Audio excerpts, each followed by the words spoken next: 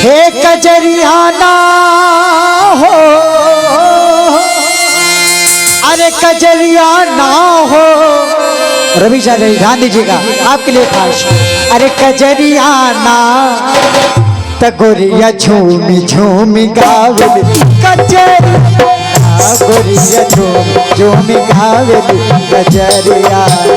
ए कजरिया ना हो कजरिया, कजरिया ना हो कजरिया, गोरिया झूमी झूमी गावली कजरिया, गोरिया झूमी झूमी गावली कजरिया।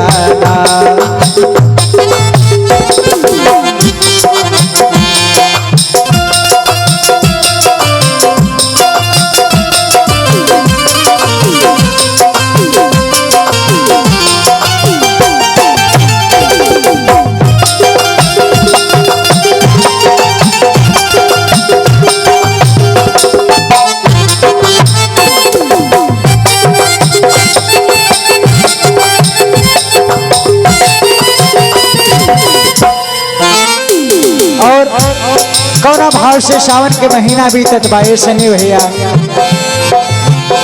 झूम कदम के डाली पे मारे लाल उठाए, झूम कदम के डाली पेंग मारे लाल उठाए, पेंग मारे लाल उठाई, पेंग मारे लाल उठाई, पेंग मारे लाल उठाई, पेंग मारे लाल उठाई। झूमे चंदा जैसे झूमे चंदा जैसे झूमेला गगनवान, गोरिया झूम झूम गावली कजरिया। हे कजरिया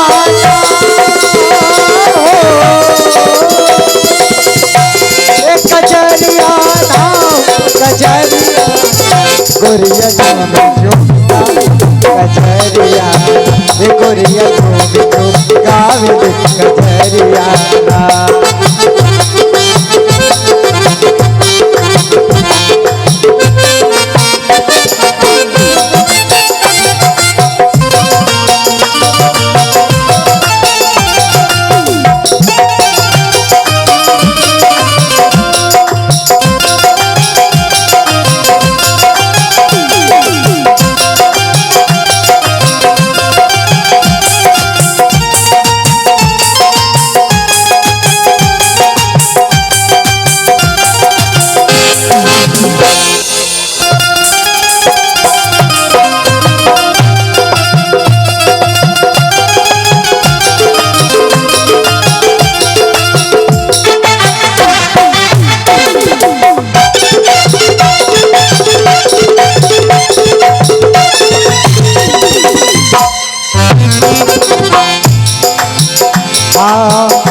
गावे सखिया सहेली कजरी गावे अलबेली,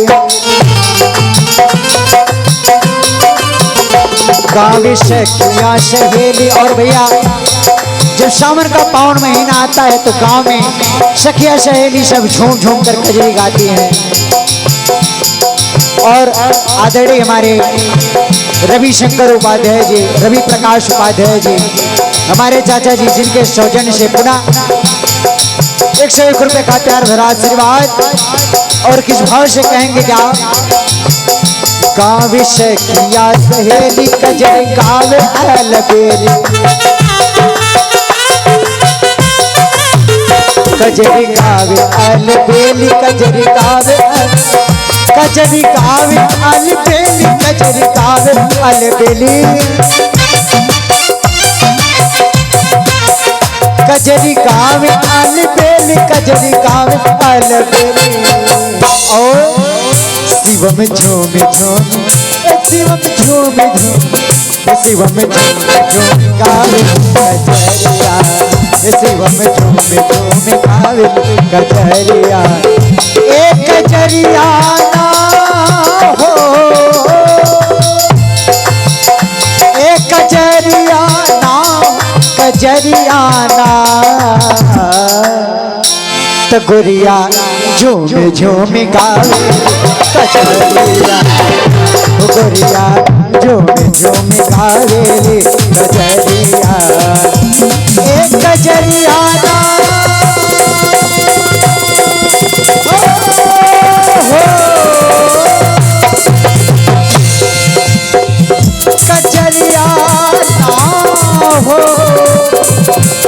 कजरियाना तो गोरिया झूम झूम गावे गोरिया झूम झूम गावे कजरियाना गोरिया झूम झूम गावे कजरियाना।